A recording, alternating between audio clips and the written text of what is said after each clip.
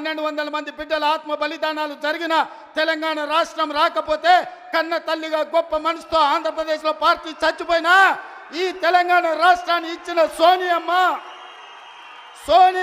మా అమ్మ, సోనియమ్మ మా అమ్మ, మా 4 కోట్ల తెలంగాణ బిడ్డలకు కన్న తల్లి.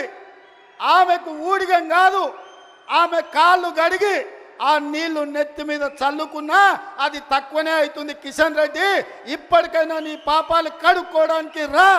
సోనియమ్మ కాళ్ళు గడిగి మన ఇద్దరం నెత్తి మీద చల్లుకుంటే మోడీకి ఊడిగం చేసినందుకు కొంతైనా నీకు ప్రక్షాళన జరుగుద్ది అంటున్నా.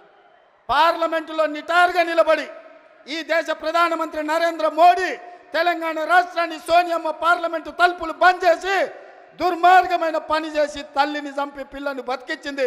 తెలంగాణ రాష్ట్ర ఏర్పాటునే అపహాస్యం చేసిన నరేంద్ర మోడీ తెలంగాణ